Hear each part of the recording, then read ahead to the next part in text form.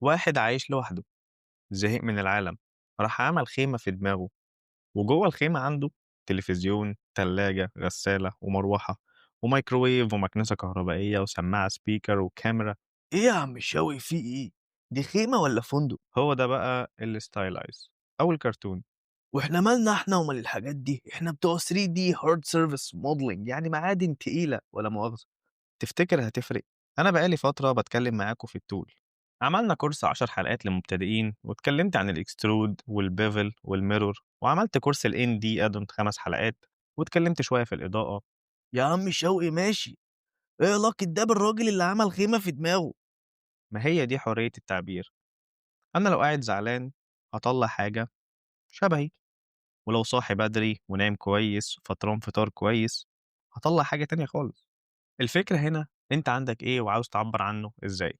بصراحة انا مش عندي اي حاجة، انا عايز فلوس عشان الدنيا ناشفة معايا. خلينا نقول إن الراجل ده مثلا عنده جيم بوي بيلعب عليه. الفرق بقى ما بين الناس وما بين الستايلات ممكن يبقى شكله كده أو كده أو كده أو كده أو مثلا كده أو كده، أو ممكن يبقى كده كمان. المهم إن المعنى وصل والعين شافته. الفكرة في الستايل بتاعك والألوان بقى بتاعتك، اختار كل اللي جواك، فجهز نفسك عشان دي سلسلة تمرين موديلنج. بس انا مش عارف ازاي اشوف واطبق في نفس الوقت.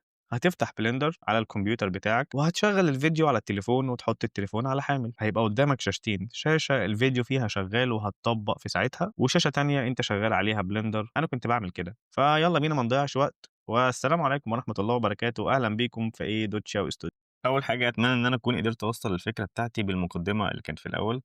هي الفكرة بمنتهى البساطة إن إحنا هنموديل ستايلايز حاجات كتير جدًا إحنا بنشوفها كل يوم، عشان خاطر أنت اتعلمت tool فمحتاج إن أنت تطبّق الtool ديّة على models كتير أوي.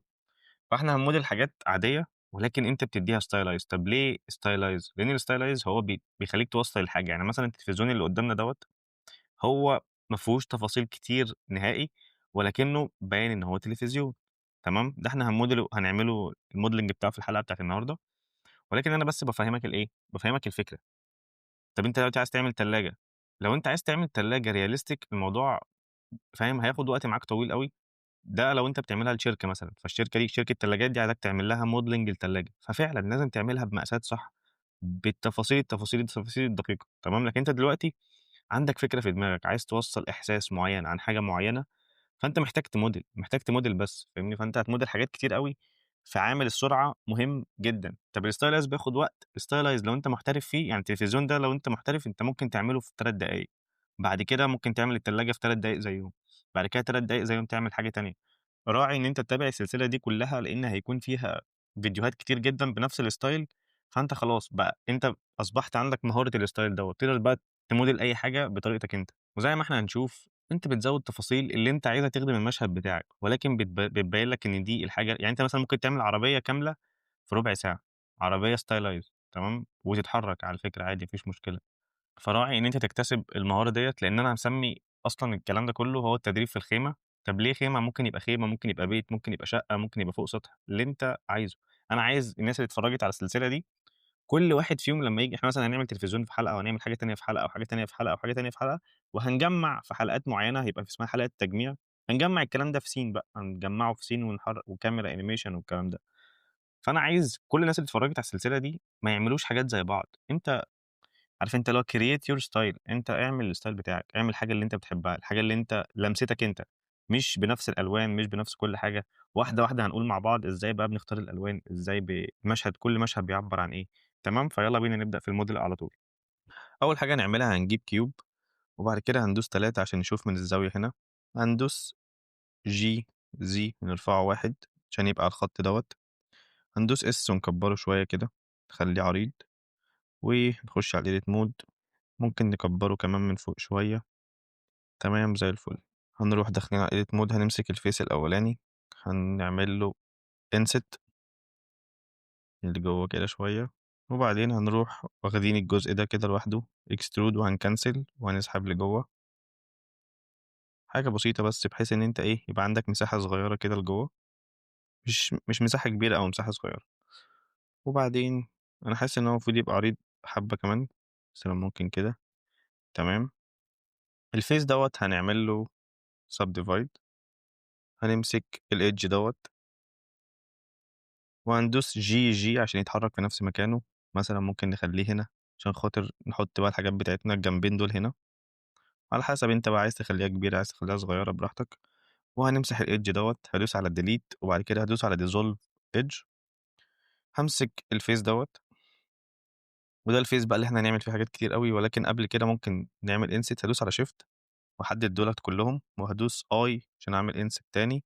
بُص لمّا آجي أعمل inset هنا هتلاقي كل الinset بيحصل مع بعض، أنا عايز كل face يحصل له inset لوحده، فهاحدد الحتّة اللي أنا عايز أعمل فيها الinset، وبعد كده هاروح جاي عند القايمة دي وهاقول له individual، هالاقيه قسم لي كل face إيه لوحده.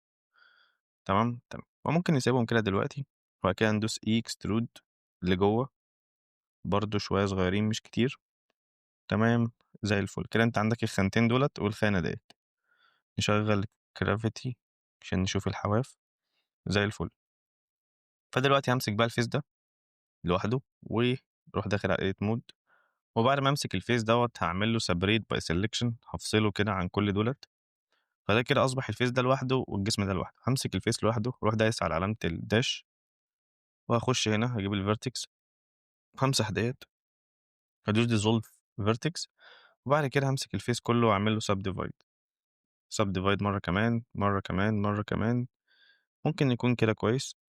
تمام، هاطلع برّه، هامسك الvertex اللي قدّام ديّة، وهادوس على الO عشان أشغّل الproportion editing، هامسك دي كده وهاسحب لبرّه، أكبّر، أنا بس عايز أدّي له إيه، العمق اللي هو بتاع التلفزيون ده، ممكن أخلّيها كده.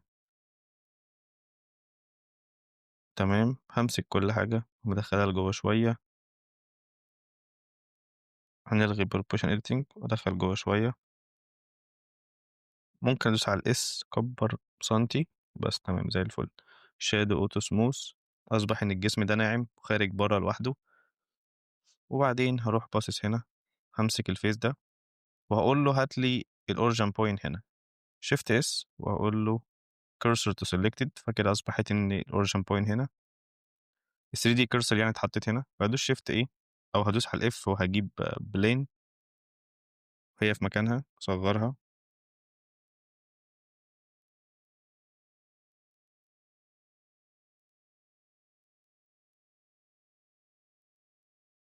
على قد الحتّة كده بالضبط، وبعد كده أصغّرها تاني في الX. تمام زي الفل. هاروح دايس على rotation، هالفّها كده شوية وأطلع بيها لفوق، هي كده ما لهاش سُمك خالص، هاروح مدّيها solidify. الناس اللي ما اتفرّجتش على حلقة الND add-on دي، المكتوب جنبيها ND solidify دي، هي دي كورس كامل 5 حلقات بسيط جدًا بيشرح لك tools بس، مهم جدًا يعني لو عايز تتفرّج عليه. ممكن أمسك بقى دي لوحدها كده وأروح داخل على edit mode وأنعّم الجناب كلّها، يعني أنا كده معايا دول كلّهم، وأروح دايس على الF وأقول له vertex bevel وأروح مزوّد كده، فده كده كويس، وأعمل لها array بقى، أروح داخل هنا كده array. طَب ليه الarray هنا حصل كده؟ عشان خاطر أنا مش عامل apply بعد ما لفّيتها، أروح داخل هنا أدوس control A هاعمل apply لكل حاجة، solidify أصغّره. تمام، وبعد كده إيه، هاعمل لها array، أدوس على الF وبعد كده هاعمل array، هاغيّر المحور أخلّيه في الZ، وبعد كده هازوّد لتحت مثلًا كده، تمام، وأزوّد كده لتحت. طب لو عايز أقلل المسافة أدوس على control وأقلل المسافة وبعدين أزوّد تاني، ممكن مثلًا كده، ممكن أروح جايب من على الجنب أدوس 1 أطلّعهم كده شوية عشان يبقوا في الأول، زي الفل. طب هنا ممكن أعمل بكرتين، يعني مثلًا هاروح دايس كده، أخش على الedit mode، هامسك الface ده برضه shift S هاقول له انقل لي 3D cursor هنا، هاطلع برّه shift A هاجيب circle، وبعد كده هاروح أعمل لها rotate في الY 90 درجة وأصغّرها شوية على قد ما أنا عايز، مثلًا ممكن كده أرفعها فوق شوية، وبعد كده أروح دايس على الdash آخُد أشوفها لوحدها، أخُش على الedit mode هامسك كل حاجة، أروح دايس F fill، هاعمل fill هنا، وممكن كده من قدّام هاروح موصّل الvertex دي ببعض، هادوس على الknife، ممكن أوصّل مثلًا ده بده، تمام، وده بده، تمام، وده بده برضه زي الفل، وأروح ماسك ال3 فيس دُولة، هاعمل extrude لبرّه، ممكن كده كويس زي الفل، وأروح ماسك كل بقى الحتت المحيطة ديّة،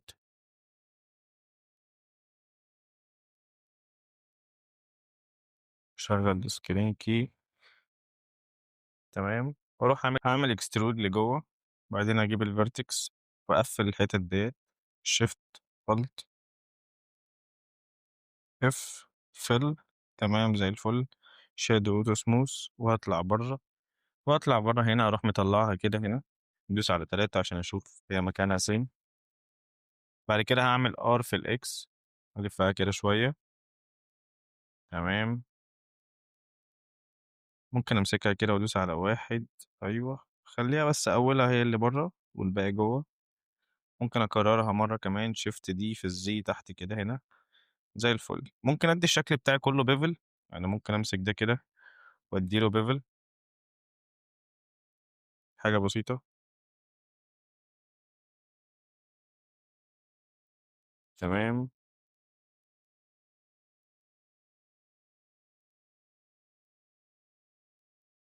وبعدين أروح دايس على 3 وهاجيب UV sphere أروح مطلّعها كده هنا، بُص عشان تيجي لك بالضبط ممكن نمسح ديّة ونروح دايسين shift S ونقول له رجّع لنا cursor to 3D world يعني رجّع لنا الcursor مكانها، وندوس ونجيب الUV بتاعتنا نطلع بيها لحد فوق، نحطها كده في النُص، وندوس على dash ناخدها لوحدها، نخش على edit mode هنجيب الX-ray هنمسح كل الجزء اللي تحت، حدد كل الجزء اللي تحت ده delete vertex كده بقى معاك هي مقفولة بالنُص، هنروح ماسكين الedge دوّة نعمل لها fill من تحت، نطلع برّه نشوف مكانها قد إيه، نصغّر، ممكن مثلًا نخلّيها حاجة صغيّرة مثلًا كده، ناخدها في الجنب ده كده، وبعدين هنمسكها لوحدها تاني، هندوس shift A ممكن أجيب curve bezier curve على حسب بقى أنت عايز تعمله إزاي، ممكن أجيب bezier curve زي كده، هاطلع برّه الbezier curve أهو، أخش على edit mode هامسح الاتنين دُولة delete vertex وهارسم بقى أنا بنفسي الcurve اللي أنا عايزه، أروح جاي هنا شايف العلامة دي الdrawn أنت كده هترسم الcurve اللي أنت عايزه، ممكن أعمل مثلًا aerial كده، أدي كده واحد، وأعمل واحد تاني كده، كده 2 كده أصبح الاتنين دُولة مكانهم هنا، هاروح داخل على الcurve هادّيهم depth عمق كده شوية، ممكن أخلّيهم كده مثلًا، ده شكله غريب أوي ممكن أجيبه كده، تمام، براحتك أنت بقى اعمل شكل الcurve اللي يعجبك، بالطريقة اللي تعجبك، ما فيش حاجة صح وما فيش حاجة غلط، تمام، ممكن أروح أعمل هنا بقى في آخر كل واحدة UV sphere تاني، أروح جايب UV sphere أطلع بيها كده فوق، أصغّرها جامد، كده مثلًا أحط واحدة هنا، تمام، هاروح أعمل لها mirror بالنسبة لديّة Alt X أقول لها انقلي الناحية التانية، ولكن هُم الاتنين مش قد بعض بالضبط، فإحنا هناخد منها نسخة Alt D وهنحرّكها في عشان نحدد الاتنين، فهنرجع نمسك دي بس Alt D وهنمشي كده زي الفل، ده كده هنقول الaerial، هنبدأ بقى نخش في مرحلة الألوان، عايز تعمل مثلًا curve هنا، ممكن أعمل curve هنا، هادوس Shift Alt أحدد كل دُولة، وأروح دايس Control B curve هنا وأزوّد عادي جدًا زي ما أنا عايز، زي الفل. عندك مثلًا الحاجات اللي في الوش دي، أنت مثلًا الجنب ده عايزه ليه curve أو ده عايز ليه curve، ممكن أروح داخل هنا، ممكن أروح ماسك الجنب ده وأروح ماسك الجنب ده وأروح دايس Control B كده حاجة بسيطة، هتلاقيه لَف كده من تحت. دي كده مشاكل shading ممكن نرجع تاني Control B تاني وأحاول ما أوصلش لحد الآخر لإن ده اللي عمل المشكلة، فاهمني؟ يعني حاجة زي كده، تمام، وأروح طالع زي الفل، كده الgravity ما فيهاش أي مشكلة، في round وأقدر أعمل round في أي حتة تانية، ممكن آجي هنا وأروح دايس Shift 2 وأقول له wide normal ضبّط لي كده عشان كان في حواف، يعني بُص قبل الwide normal كان في حاجات زي كده، ممكن تشيلها تقول له Shift 2 wide normal، كل الحاجات دي موجودة في الND. النهارده ما استخدمناش box cutter استخدمنا أدوات تقطيع، ممكن تعمل curve هنا، ممكن تعمل curve هنا، ممكن تعمل له فتحات تهوية عادي جدًا، يعني مثلًا ممكن أروح جاي من على الجنب كده box cutter، أروح محدد هنا، أروح عامل مثلًا cutter هنا، وأقول له خلّي لي كمان ليه bevel، حاجة بسيطة زي كده، وأروح دايس على V أعمل له array في الZ، هاقرّب كده هانزل بيه كده هنا وأزوّد،